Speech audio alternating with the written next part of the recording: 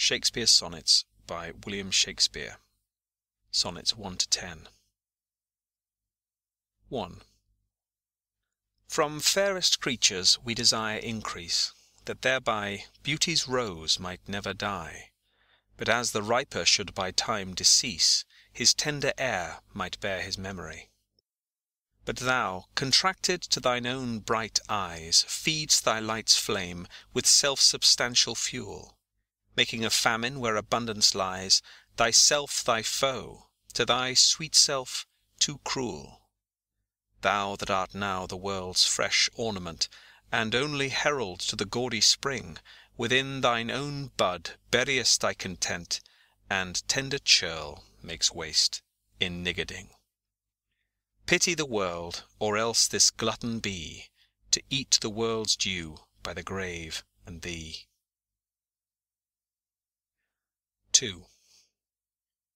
When 40 winters shall besiege thy brow, and dig deep trenches in thy beauty's field, thy youth's proud livery so gazed on now will be a tattered weed of small worth held. Then, being asked where all thy beauty lies, where all the treasure of thy lusty days, to say, within thine own deep sunken eyes, were an all-eating shame, and thriftless praise. How much more praise deserve thy beauty's use, if thou couldst answer, this fair child of mine shall sum my count, and make my old excuse, proving his beauty by succession thine. This were to be new made when thou art old, and see thy blood warm when thou feel'st it cold. 3. Look in thy glass, and tell the face thou viewest, now is the time that face should form another, whose fresh repair, if now thou not renewest, thou dost beguile the world, unbless some mother. For where is she so fair, whose uneared womb disdains the tillage of thy husbandry? Or who is he so fond will be the tomb of his self-love to stop posterity? Thou art thy mother's glass, and she in thee calls back the lovely April of her prime. So thou through windows of thine age shalt see, despite of wrinkles, this thy golden time. But if thou live, remembered not to be, die single, and thine image dies with thee. 4. Unthrifty loveliness, why dost thou spend upon thyself thy beauty's legacy? Nature's bequest gives nothing, but doth lend, and being frank she lends to those are free. Then, beauteous niggard, why dost thou abuse the bounteous largess given thee to give? Profitless usurer, why dost thou use so great a sum of sums, yet canst not live? For having traffic with thyself alone, thou of thyself thy sweet self dost deceive. Then how, when nature calls thee to be gone, what acceptable audit canst thou leave? Thy unused beauty must be tombed with thee, which used lives, the executor to be. 5. Those hours that with gentle work did frame the lovely gaze, where every eye doth dwell, will play the tyrants to the very same, and that unfair which fairly doth excel. For never-resting time leads summer on to hideous winter, and confounds him there. Sap checked with frost, and lusty leaves quite gone, beauty o'ersnowed, and bareness everywhere. Then were not summer's distillation left, a liquid prisoner pent in walls of glass, beauty's effect with beauty were bereft, nor it, nor no remembrance what it was. But flowers distilled, though they with winter meet, least but their show, their substance still lives sweet. 6. Then let not winter's ragged hand deface in thee thy summer ere thou be distilled. Make sweet some vial, treasure thou some place with beauty's treasure ere it be self-killed. That use is not forbidden usury, which happies those that pay the willing loan. That's for thyself to breed another thee. Or 10 times happier, be it 10 for 1, 10 times thyself were happier than thou art, if 10 of thine 10 times refigured thee, Then what could death do if thou shouldst depart, leaving thee living in posterity? Be not self-willed, for thou art much too fair to be death's conquest and make worms thine heir. 7. Lo, in the Orient, when the gracious light lifts up his burning head, each under-eye doth homage to his new-appearing sight, serving with looks his sacred majesty.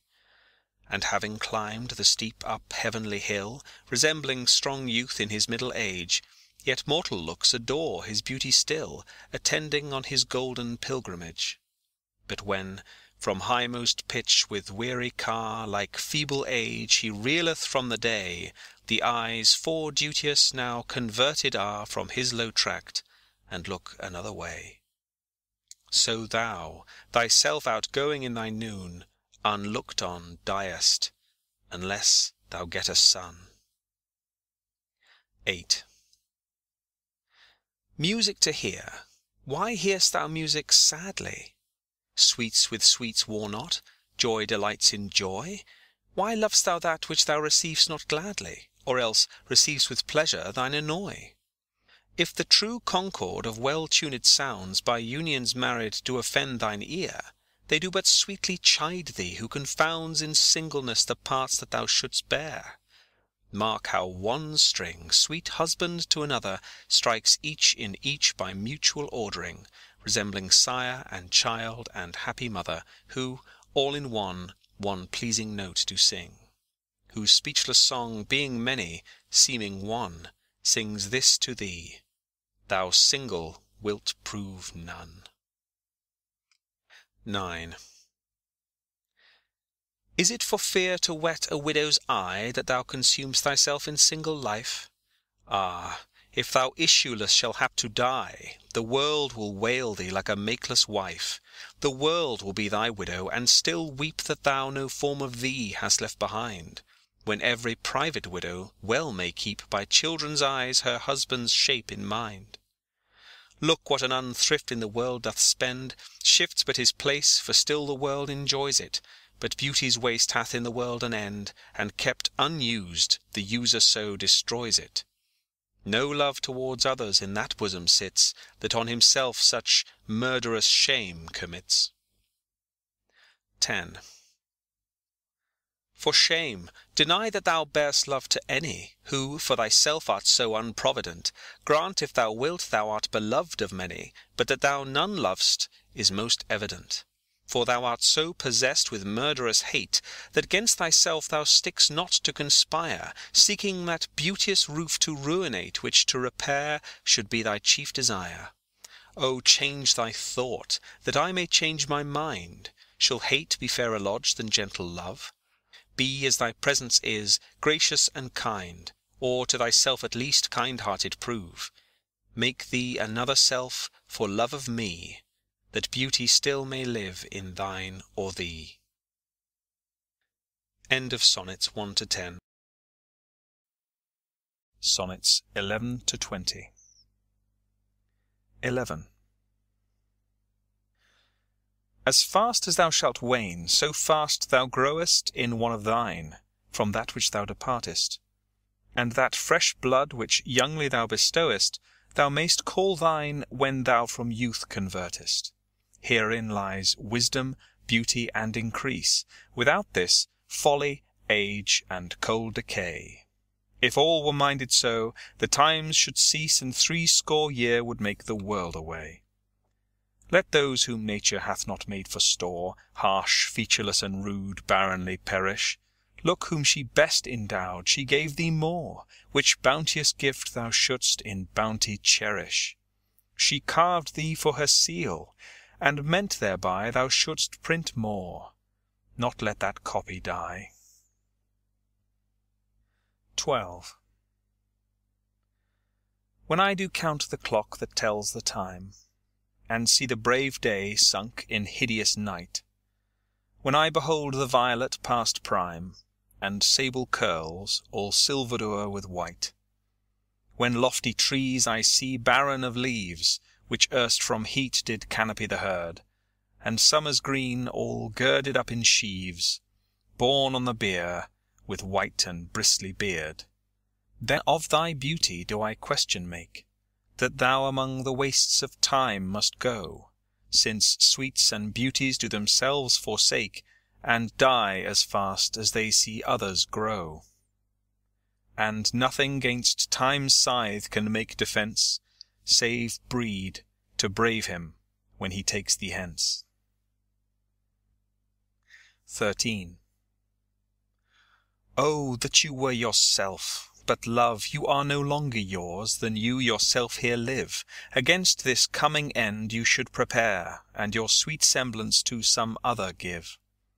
So should that beauty which you hold in lease find no determination, then you were yourself again after yourself's decease, when your sweet issue your sweet form should bear.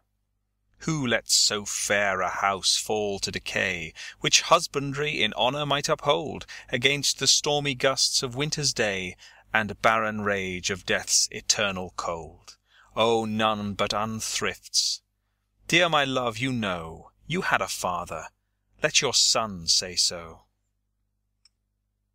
14. Not from the stars do I my judgment pluck, and yet methinks I have astronomy, but not to tell of good or evil luck, of plagues or dearths or seasons' quality. Nor can I fortune to brief minutes tell, pointing to each his thunder, rain, and wind, or say with princes if it shall go well, by oft predict that I in heaven find. But from thine eyes my knowledge I derive, and constant stars, in them I read such art as truth and beauty shall together strive, if from thyself to store thou wouldst convert. Or else of thee this I prognosticate, thy end is truth's and beauty's doom and date. 15. When I consider everything that grows holds in perfection but a little moment, that this huge stage presenteth naught but shows, whereon the stars in secret influence comment.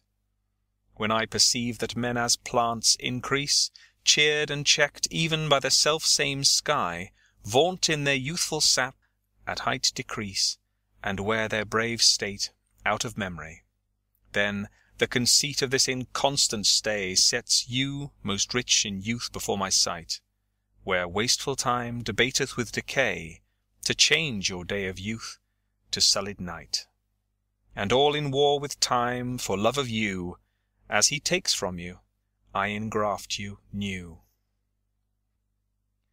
16. But wherefore do you not a mightier way make war upon this bloody tyrant, time, and fortify yourself in your decay with means more blessed than my barren rhyme? Now stand you on the top of happy hours, and many maiden gardens yet unset with virtuous wish would bear you living flowers, much liker than your painted counterfeit. So should the lines of life that life repair, which this time's pencil or my pupil pen, neither in inward worth nor outward fair, can make you live yourself in eyes of men. To give away yourself keeps yourself still, and you must live, drawn by your own sweet skill. 17. Who will believe my verse in time to come, if it were filled with your most high deserts? Though yet heaven knows it is but as a tomb which hides your life, and shows not half your parts. If I could write the beauty of your eyes, and in fresh numbers number all your graces, the age to come would say, this poet lies, such heavenly touches ne'er touched earthly faces. So should my papers, yellowed with their age, be scorned, like old men, of less truth than tongue, and your true rights be termed a poet's rage, and stretched metre of an antique song. But were some child of yours alive that time, you should live twice, in it and in my rhyme. 18. Shall I compare thee to a summer's day? Thou art more lovely, and more temperate. Rough winds do shake the darling buds of May, and summer's lease hath all too short a date. Sometime too hot the eye of heaven shines, and often is his gold complexion dimmed, and every fair from fair sometime declines, by chance or nature's changing course untrimmed.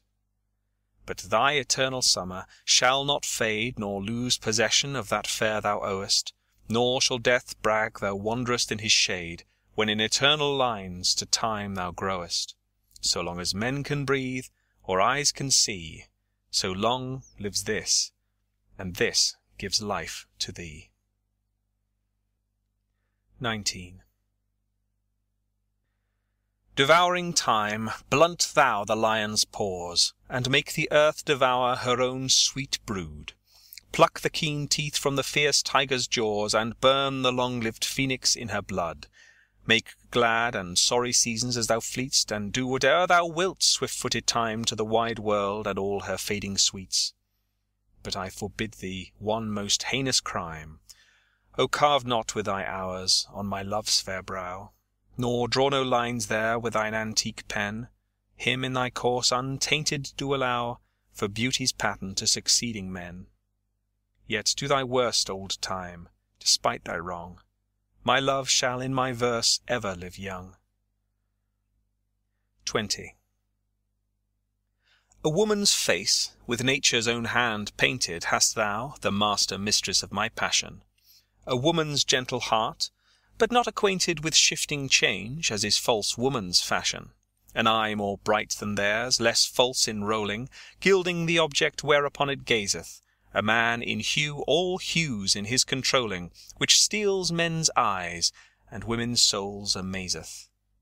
And for a woman wert thou first created, till nature, as she wrought thee, fell a-doting, and by addition me of thee defeated, by adding one thing to my purpose nothing. But since she pricked thee out for women's pleasure, mine be thy love, and thy love's use their treasure. End of Sonnets 11 to 20. Sonnets 21 to 30. 21. So it is not with me as with that muse, stirred by a painted beauty to his verse, who heaven itself for ornament doth use, and every fair with his fair doth rehearse, making a couplement of proud compare, with sun and moon, with earth and sea's rich gems, with April's first-born flowers, and all things rare that heaven's air in this huge rondure hems. O let me, true in love, but truly right, and then believe me, my love is as fair as any mother's child, though not so bright as those gold candles fixed in heaven's air. Let them say more that like of hearsay well, I will not praise that purpose not to sell. 22. My glass shall not persuade me I am old, so long as youth and thou are of one date. But when in thee time's furrows I behold, then look I death my days should expiate. For all that beauty that doth cover thee is but the seemly raiment of my heart, which in thy breast doth live as thine in me. How can I then be elder than thou art? O therefore, love, be of thyself so wary, as I, not for myself, but for thee will, bearing thy heart, which I will keep so chary, as tender nurse her babe from faring ill. Presume not on thy heart, when mine is slain. Thou gav'st me thine, not to give back again. 23. As an unperfect actor on the stage, who with his fear is put beside his part, or some fierce thing, replete with too much rage, whose strength's abundance weakens his own heart, so I, for fear of trust, forget to say the perfect ceremony of love's rite, and in mine own love's strength seem to decay, were charged with burthen of mine own love's might. O let my looks be then the eloquence and dumb presagers of my speaking breast, who plead for love, and look for recompense more than that tongue that more hath more expressed. O learn to read what silent love hath writ, to hear with eyes belongs to love's fine wit. 24. Mine eye hath played the painter, and hath stelled thy beauty's form in table of my heart. My body is the frame wherein 'tis held, and perspective it is best painter's art.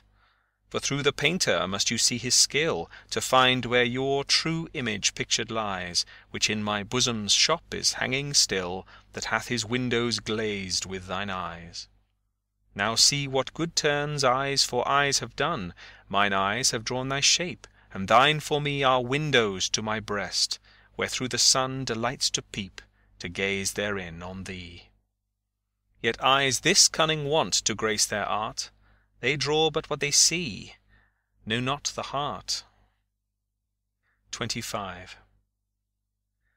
Let those who are in favour with their stars of public honour and proud titles boast, whilst I, whom fortune of such triumph bars, unlooked for joy in that I honour most. Great princes' favourites their fair leaves spread, but as the marigold at the sun's eye, and in themselves their pride lies buried, for at a frown they in their glory die.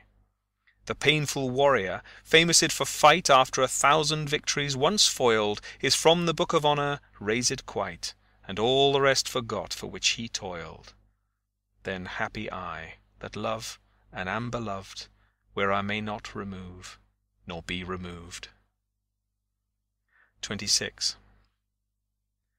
Lord of my life, to whom in vassalage thy merit hath my duty strongly knit, to thee I send this written embassage, to witness duty, not to show my wit.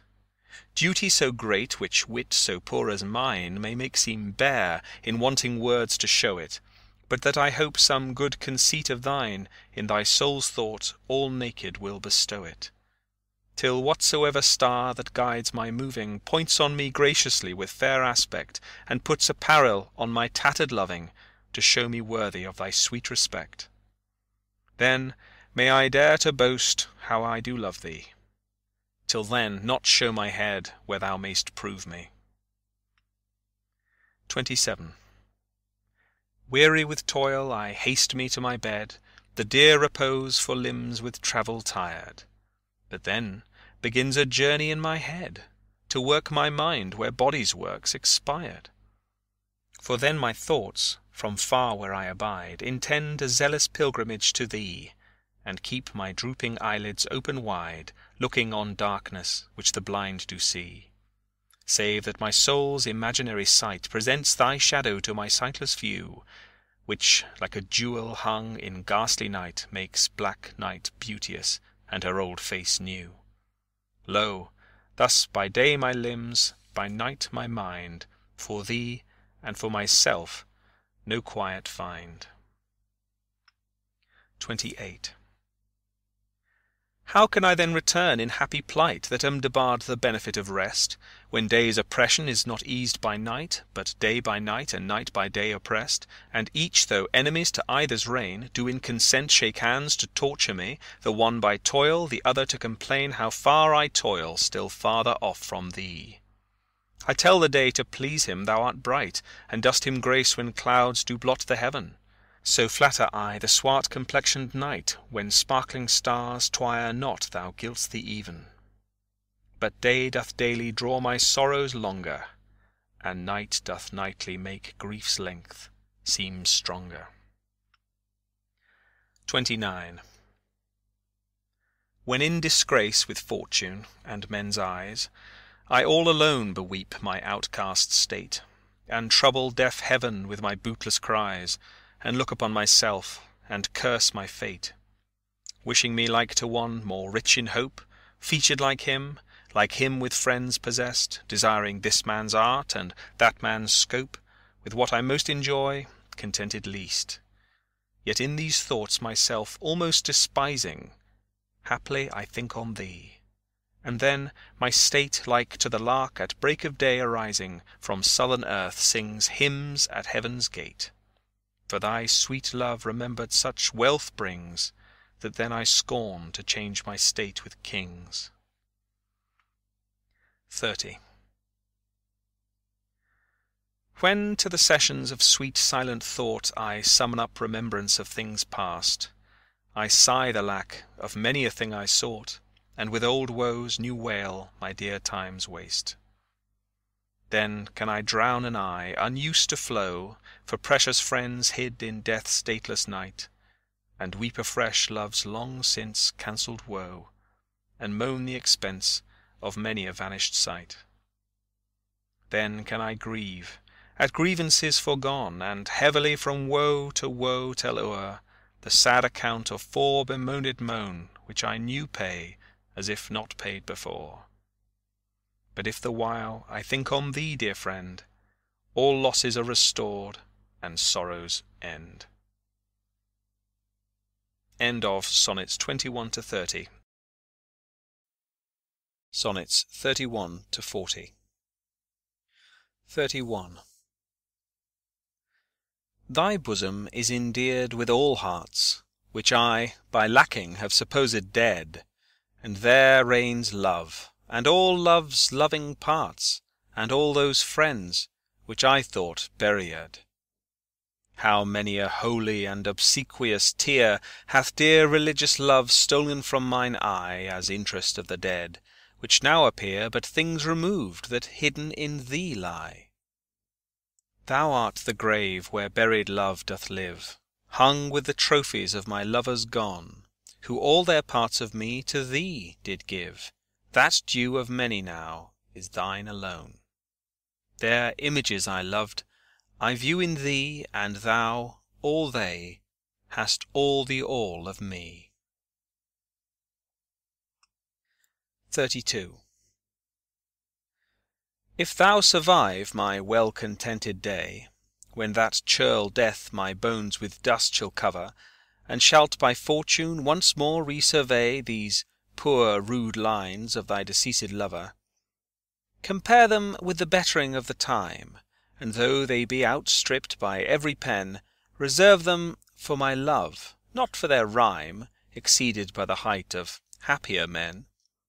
Oh, then vouchsafe me but this loving thought: had my friend's muse grown with this growing age, a dearer birth than this his love had brought, to march in ranks of better equipage.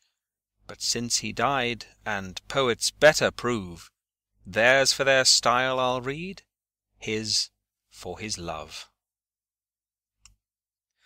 33. Full many a glorious morning have I seen flatter the mountain tops with sovereign eye, kissing with golden face the meadows green, gilding pale streams with heavenly alchemy.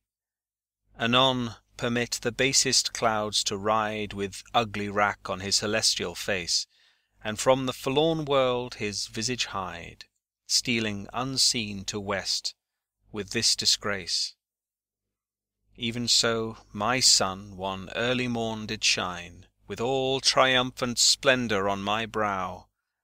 But out, alack, he was but 1 hour mine, the regent cloud hath masked him from me now. Yet him for this my love no whit disdaineth, suns of the world may stain when heaven's sun staineth. 34. Why didst thou promise such a beauteous day, and make me travel forth without my cloak, to let base clouds o'ertake me in my way, hiding thy bravery in their rotten smoke? 'Tis not enough that through the cloud thou break, to dry the rain on my storm-beaten face, for no man well of such a salve can speak, that heals the wound and cures not the disgrace. Nor can thy shame give physic to my grief, though thou repent, yet I have still the loss. The offender's sorrow lends but weak relief to him that bears the strong offence's cross. Ah, but those tears are pearl which thy love sheds, and they are rich, and ransom all ill deeds. 35. No more be grieved at that which thou hast done. Roses have thorns, and silver fountains mud. Clouds and eclipses stain both moon and sun, and loathsome canker lives in sweetest bud. All men make faults, and even I in this, authorizing thy trespass with compare, myself corrupting, salving thy amiss, excusing thy sins more than thy sins are. For to thy sensual fault I bring incense, thy adverse party is thy advocate, and 'gainst myself a lawful plea commence. Such civil war is in my love and hate, that I an accessory needs must be to that sweet thief which sourly robs from me. 36. Let me confess that we two must be twain, although our undivided loves are one. So shall those blots that do with me remain, without thy help, by me be borne alone. In our two loves there is but one respect, though in our lives a separate spite, which though it alter not love's sole effect, yet doth it steal sweet hours from love's delight. I may not evermore acknowledge thee, lest my bewailed guilt should do thee shame, nor thou with public kindness honour me, unless thou take that honour from thy name. But do not so. I love thee in such sort, as thou being mine, mine is thy good report. 37. As a decrepit father takes delight to see his active child do deeds of youth, so I, made lame by fortune's dearest spite, take all my comfort of thy worth and truth. For whether beauty, birth, or wealth, or wit, or any of these all, or more, entitled in thy parts do crowned sit, I make my love engrafted to this store. So then I am not lame, poor, nor despised, whilst that this shadow doth such substance give, that I in thy abundance am sufficed, and by a part of all thy glory live. Look what is best, that best I wish in thee. This wish I have, then 10 times happy me. 38. How can my muse want subject to invent, while thou dost breathe, that pour'st into my verse thine own sweet argument, too excellent for every vulgar paper to rehearse? O give thyself the thanks, if aught in me worthy perusal stand against thy sight. For who's so dumb that cannot write to thee, when thou thyself dost give invention light? Be thou the 10th muse, 10 times more in worth than those old 9 which rhymers invocate, and he that calls on thee, let him bring forth eternal numbers to outlive long date. If my slight muse do please these curious days, the pain be mine, but thine shall be the praise. 39. O how thy worth with manners may I sing, when thou art all the better part of me? What can mine own praise to mine own self bring, and what is't but mine own, when I praise thee? Even for this, let us divided live, and our dear love lose name of single one, that by this separation I may give that due to thee which thou deserv'st alone. O absence, what a torment wouldst thou prove, were it not thy sour leisure gave sweet leave to entertain the time with thoughts of love, which time and thoughts so sweetly doth deceive, and that thou teachest how to make one twain, by praising him here, who doth hence remain. 40. Take all my loves, my love, yea, take them all. What hast thou then more than thou hadst before? No love, my love, that thou mayst true love call. All mine was thine, before thou hadst this more. Then, if for my love thou my love receivest, I cannot blame thee, for my love thou usest, but yet be blamed if thou thyself deceivest by wilful taste of what thyself refusest. I do forgive thy robbery, gentle thief, although thou steal thee all my poverty, and yet love knows it is a greater grief to bear love's wrongs than hate's known injury. Lascivious grace, in whom all ill well shows, kill me with spites, yet we must not be foes. End of Shakespeare's Sonnets 31 to 40. Sonnets 41 to 50. 41. Those pretty wrongs that liberty commits when I am sometime absent from thy heart, thy beauty and thy years full well befits, for still temptation follows where thou art. Gentle thou art, and therefore to be won, Beauteous thou art, therefore to be assailed. And when a woman woos, what woman's son will sourly leave her till he hath prevailed? Ay me! But yet thou mightst my seat forbear, and chide thy beauty and thy straying youth, who leads thee in their riot, even there, where thou art forced to break a twofold truth. Hers by thy beauty tempting her to thee, thine by thy beauty being false to me. 42. That thou hast her, it is not all my grief, and yet it may be said I loved her dearly. That she hath thee is of my wailing chief, a loss in love that touches me more nearly. Loving offenders thus I will excuse ye. Thou dost love her, because thou know'st I love her, and for my sake even so doth she abuse me, suffering my friend for my sake to approve her. If I lose thee, my loss is my love's gain, and losing her, my friend hath found that loss. Both find each other, and I lose both twain. And both for my sake lay on me this cross. But here's the joy. My friend and I are one. Sweet flattery, then she loves but me alone. 43. When most I wink, then do mine eyes best see, for all the day they view things unrespected. But when I sleep, in dreams they look on thee, and darkly bright are bright in dark directed. Then thou, whose shadow shadows doth make bright, how would thy shadow's form happy show to the clear day, with thy much clearer light, when to unseeing eyes thy shade shines so? How would, I say, mine eyes be blessed made by looking on thee in the living day, when in dead night thy fair imperfect shade through heavy sleep on sightless eyes doth stay. All days are nights to see till I see thee, and nights bright days when dreams do show thee me. 44. If the dull substance of my flesh were thought, injurious distance should not stop my way, for then, despite of space, I would be brought from limits far remote where thou dost stay.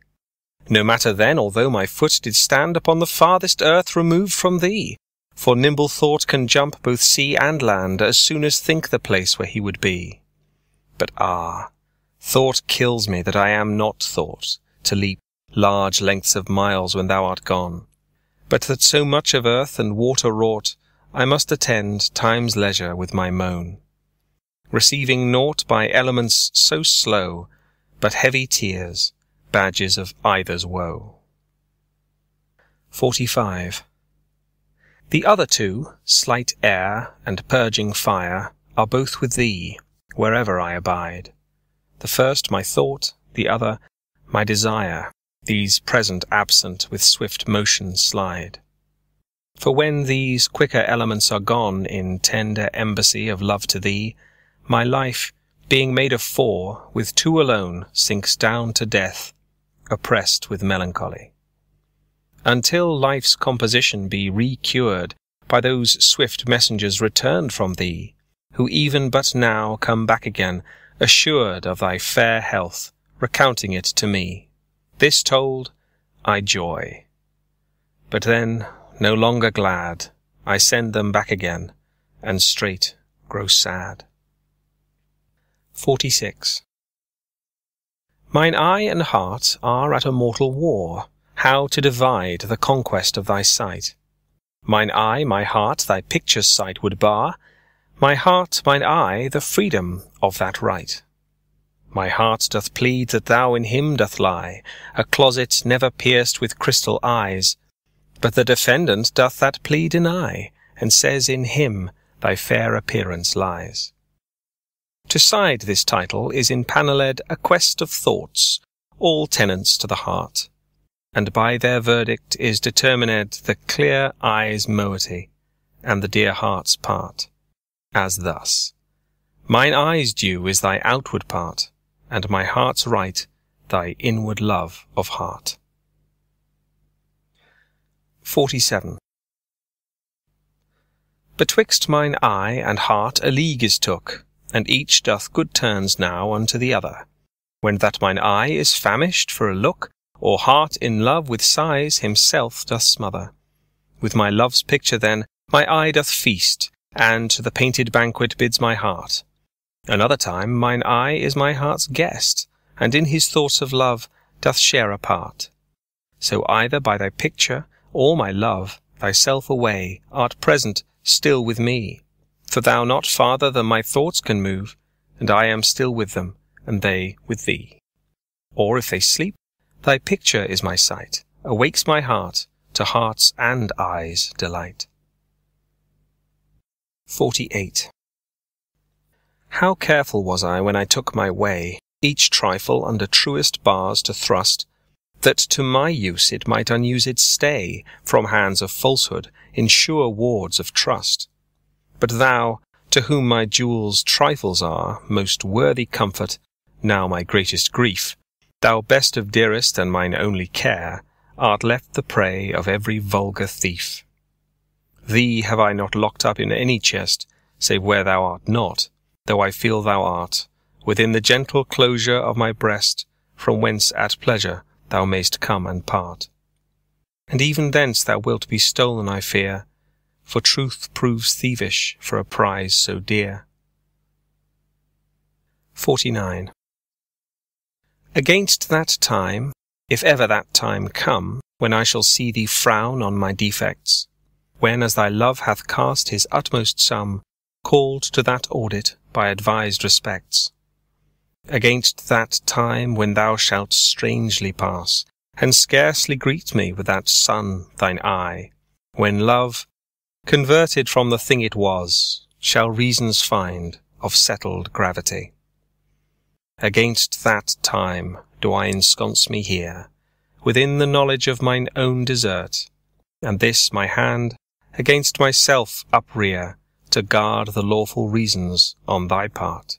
To leave poor me, thou hast the strength of laws, since why to love, I can allege no cause. 50. How heavy do I journey on the way, when what I seek, my weary travel's end, doth teach that ease and that repose to say, thus far the miles are measured from thy friend. The beast that bears me, tired with my woe, plods dully on, to bear that weight in me, as if by some instinct the wretch did know his rider loved not speed, being made from thee. The bloody spur cannot provoke him on, that sometimes anger thrusts into his hide, which heavily he answers with a groan, more sharp to me than spurring to his side. For that same groan doth put this in my mind, my grief lies onward, and my joy behind. End of Sonnets 41 to 50. Sonnets 51 to 60. 51.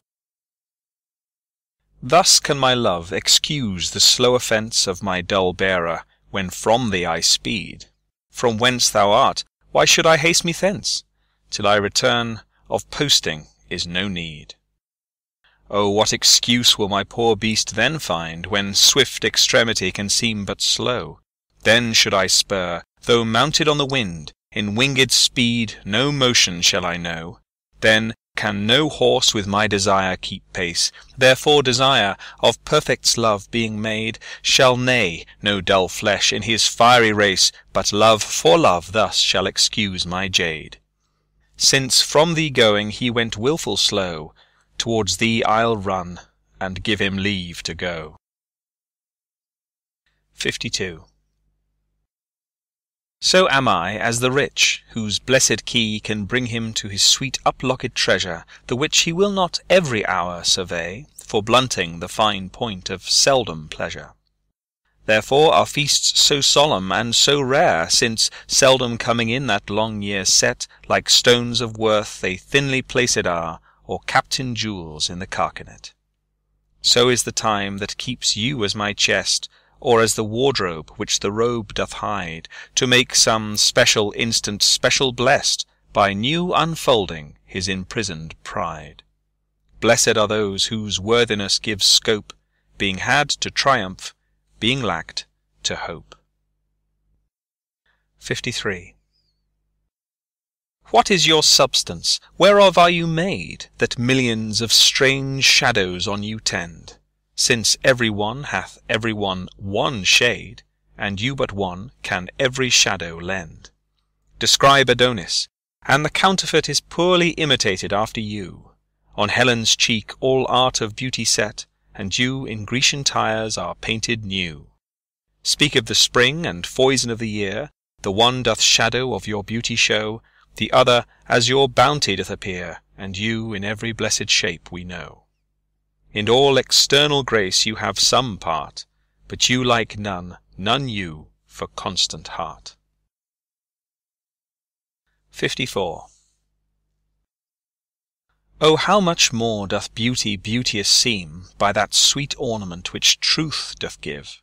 The rose looks fair, but fairer we it deem for that sweet odour which doth in it live.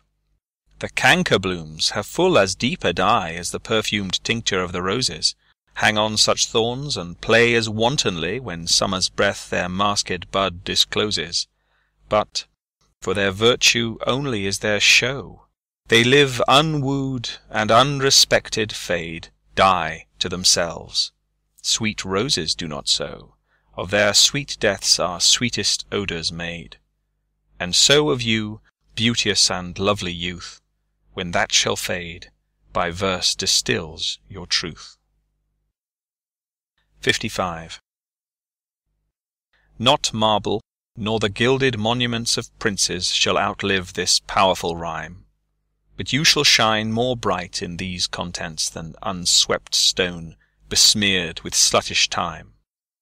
When wasteful war shall statues overturn, and broils root out the work of masonry, nor Mars his sword, nor war's quick fire shall burn the living record of your memory. 'Gainst death and all oblivious enmity shall you pace forth, your praise shall still find room, even in the eyes of all posterity that wear this world out to the ending doom. So till the judgment that yourself arise, you live in this, and dwell in lovers' eyes. 56. Sweet love, renew thy force. Be it not said thy edge should blunter be than appetite, which but to-day by feeding is allayed, to-morrow sharpened in his former might. So, love, be thou, although to-day thou fill thy hungry eyes, even till thy wink with fullness, to-morrow see again, and do not kill the spirit of love with a perpetual dullness. Let this sad interim like the ocean be, which parts the shore, where two contracted new come daily to the banks, that when they see return of love, more blessed may be the view. Or call it winter, which being full of care, makes summer welcome, thrice more wished, more rare. 57. Being your slave, what should I do but tend upon the hours and times of your desire? I have no precious time at all to spend, nor services to do till you require. Nor dare I chide the world without end hour, whilst I, my sovereign, watch the clock for you, nor think the bitterness of absence sour, when you have bid your servant once adieu. Nor dare I question with my jealous thought where you may be, or your affairs suppose, but, like a sad slave, stay, and think of naught, save where you are, how happy you make those. So true a fool is love, that in your will, though you do anything, he thinks no ill. 58. That God forbid that made me first your slave, I should in thought control your times of pleasure, or at your hand the account of hours to crave, being your vassal, bound to stay your leisure. Oh, let me suffer, being at your beck, the imprisoned absence of your liberty, and patience, tame to sufferance, bide each check, without accusing you of injury. Beware you list, your charter is so strong that you yourself may privilege your time to what you will. To you it doth belong, yourself to pardon of self-doing crime. I am to wait, though waiting so be hell, not blame your pleasure, be it ill or well. 59. If there be nothing new, but that which is hath been before, how are our brains beguiled, which labouring for invention bear amiss the second burthen of a former child? O that record could, with a backward look, even of 500 courses of the sun, show me your image in some antique book, since mind at first in character was done, that I might see what the old world could say to this composed wonder of your frame, where we are mended, or where better they, or whether revolution be the same. O sure I am the wits of former days to subjects worse have given admiring praise. 60. Like as the waves make towards the pebbled shore, so do our minutes hasten to their end, each changing place with that which goes before, in sequent toil all forwards do contend. Nativity, once in the main of light, crawls to maturity, wherewith, being crowned, crooked eclipses 'gainst his glory fight, and time that gave doth now his gift confound. Time doth transfix the flourish set on youth, and delves the parallels in beauty's brow, feeds on the rarities of nature's truth, and nothing stands but for his scythe to mow. And yet to times in hope my verse shall stand, praising thy worth despite his cruel hand. End of Sonnets 51 to 60. Sonnets 61 to 70. 61. Is it thy will thy image should keep open my heavy eyelids to the weary night? Dost thou desire my slumbers should be broken, while shadows like to thee do mock my sight? Is it thy spirit that thou send'st from thee so far from home into my deeds to pry, to find out shames and idle hours in me, the scope and tenure of thy jealousy? Oh no, thy love, though much, is not so great. It is my love that keeps mine eye awake, mine own true love that doth my rest defeat, to play the watchman ever for thy sake. For thee watch I, whilst thou dost wake elsewhere, from me far off, with others all too near. 62. Sin of self-love possesseth all mine eye, and all my soul, and all my every part, and for this sin there is no remedy, it is so grounded inward in my heart. Methinks no face so gracious is as mine, no shape so true, no truth of such account, and for myself mine own worth so define, as I all other in all worths surmount. But when my glass shows me myself indeed, beated and chopped with tanned antiquity, mine own self-love quite contrary I read, self so self-loving were iniquity. 'Tis thee, myself, that for myself I praise, painting my age with beauty of thy days. 63. Against my love shall I be as I am now, with time's injurious hand crushed and o'erworn, when hours have drained his blood and filled his brow with lines and wrinkles, when his youthful morn hath travelled on to age's steepy night, and all those beauties whereof now he's king are vanishing, or vanished out of sight, stealing away the treasure of his spring. For such a time do I now fortify against confounding age's cruel knife, that he shall never cut from memory my sweet love's beauty, though my lover's life. His beauty shall in these black lines be seen, and they shall live, and he in them still green. 64. When I have seen by time's fell hand defaced the rich proud cost of outward buried age, when sometime lofty towers I see down raised, and brass eternal slave to mortal rage, when I have seen the hungry ocean gain advantage on the kingdom of the shore, and the firm soil win of the watery main, increasing store with loss, and loss with store, when I have seen such interchange of state, or state itself confounded to decay, ruin hath taught me thus to ruminate, that time will come, and take my love away. This thought is as a death which cannot choose, but weep to have, that which it fears to lose. 65. Since brass, nor stone, nor earth, nor boundless sea, but sad mortality o'ersways their power, how with this rage shall beauty hold a plea, whose action is no stronger than a flower? Oh, how shall summer's honey breath hold out against the wrackful siege of battering days, when rocks impregnable are not so stout, nor gates of steel so strong, but time decays? Oh, fearful meditation! Where, alack, shall time's best jewel from time's chest lie hid? Or what strong hand can hold his swift foot back, or who his spoil of beauty can forbid? Oh, none, unless this miracle have might, that in black ink my love may still shine bright. 66. Tired with all these, for restful death I cry, as to behold desert a beggar born, and needy nothing untrimmed in jollity, and purest faith unhappily forsworn, and gilded honour shamefully misplaced, and maiden virtue rudely strumpeted, and right perfection wrongfully disgraced, and strength by limping sway disabled, and art made tongue-tied by authority, and folly doctor-like controlling skill, and simple truth miscalled simplicity, and captive good attending captain ill. Tired with all these, from these would I be gone, save that, to die, I leave my love alone. 67.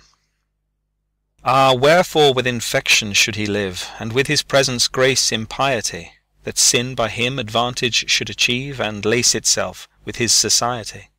Why should false painting imitate his cheek, and steal dead seeming of his living hue? Why should poor beauty indirectly seek roses of shadow, since his rose is true? Why should he live, now nature bankrupt is, beggared of blood to blush through lively veins?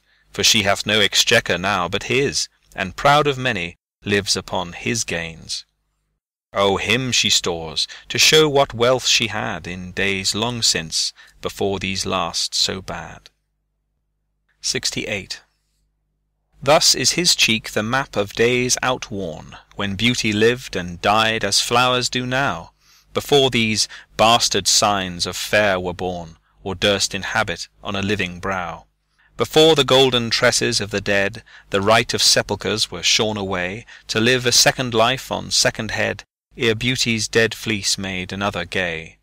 In him those holy antique hours are seen, without all ornament itself and true, making no summer of another's green, robbing no old to dress his beauty new.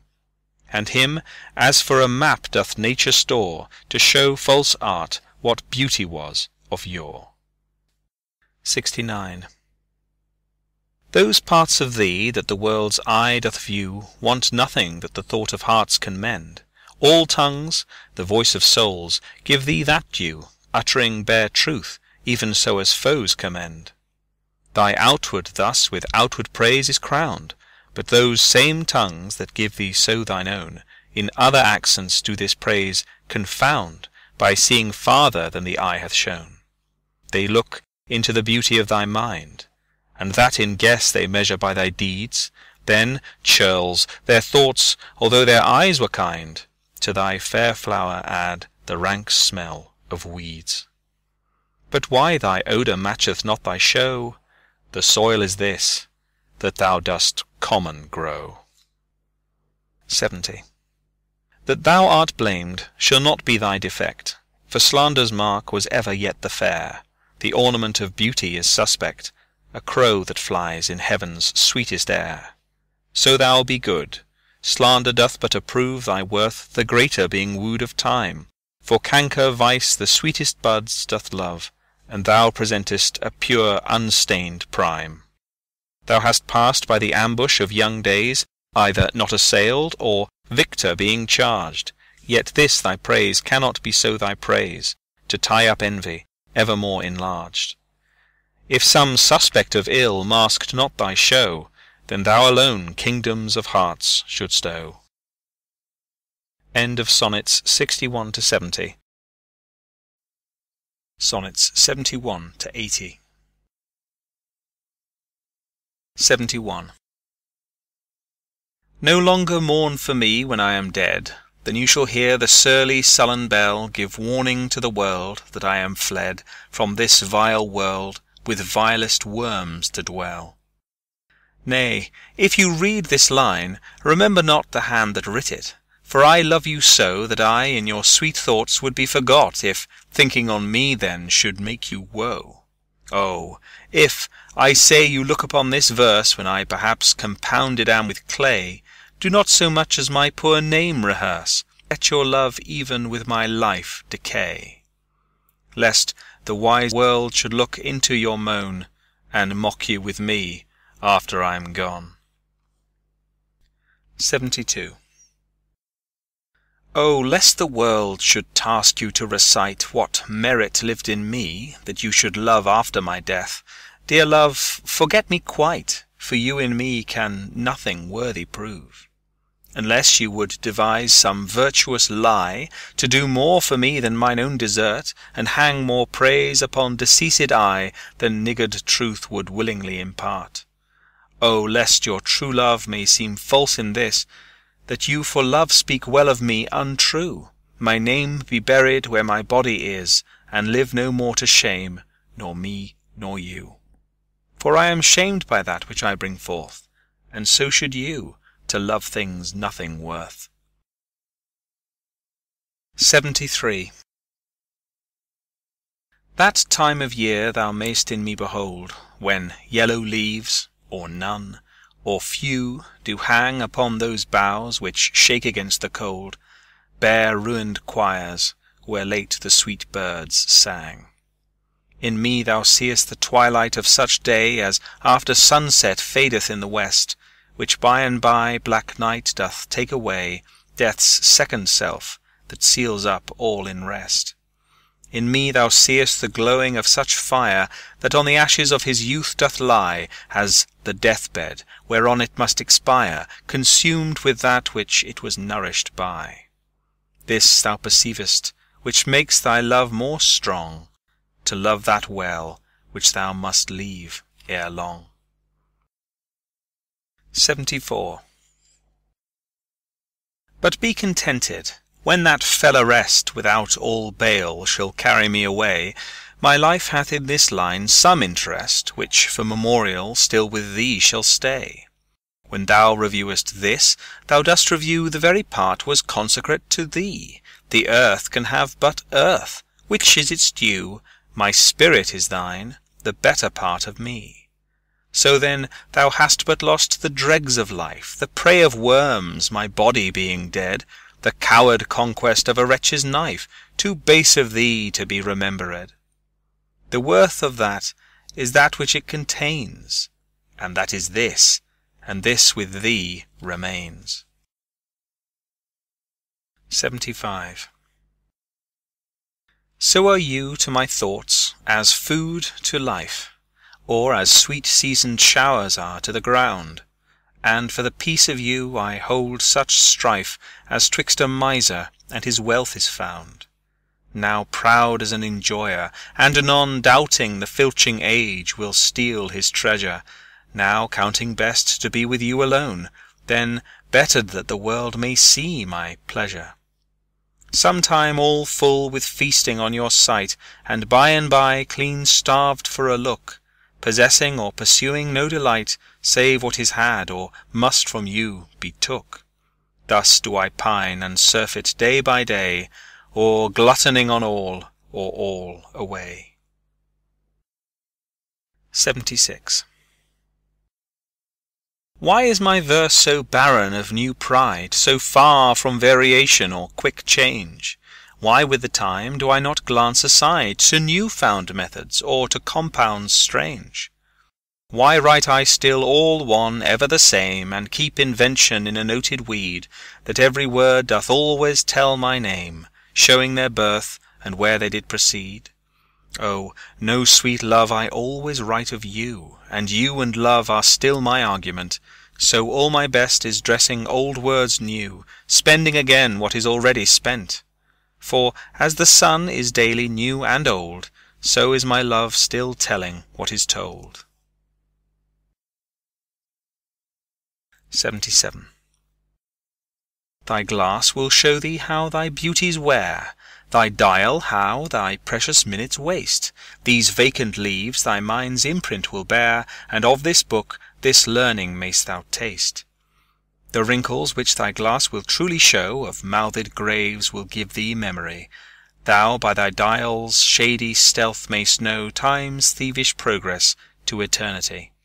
Look, what thy memory cannot contain, commit to these waste blanks, and thou shalt find those children nursed, delivered from thy brain, to take a new acquaintance of thy mind. These offices, so oft as thou wilt look, shall profit thee, and much enrich thy book. 78. So oft have I invoked thee for my muse, and found such fair assistance in my verse, as every alien pen hath got my use, and under thee their posy disperse. Thine eyes, that taught the dumb on high to sing, and heavy ignorance aloft to fly, have added feathers to the learned's wing, and given grace a double majesty. Yet be most proud of that which I compile, whose influence is thine, and born of thee. In others' works thou dost but mend the style, and arts with thy sweet graces graced be. But thou art all my art, and dost advance as high as learning my rude ignorance. 79. Whilst I alone did call upon thy aid, my verse alone had all thy gentle grace. But now my gracious numbers are decayed, and my sick muse doth give another place. I grant, sweet love, thy lovely argument deserves the travail of a worthier pen, yet what of thee thy poet doth invent he robs thee of, and pays it thee again. He lends thee virtue, and he stole that word from thy behaviour.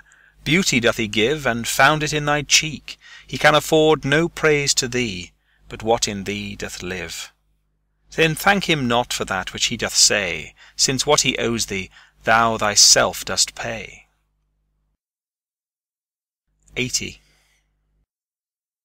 Oh, how I faint, when I of you do write, knowing a better spirit doth use your name, and in the praise thereof spends all his might, to make me tongue-tied, speaking of your fame. But since your worth wide as the ocean is, the humble as the proudest sail doth bear, my saucy bark, inferior far to his, on your broad main doth wilfully appear. Your shallowest help will hold me up afloat, whilst he upon your soundless deep doth ride. Or being wracked, I am a worthless boat, he of tall building and of goodly pride. Then if he thrive, and I be cast away, the worst is this, my love was my decay. End of Sonnets 71 to 80.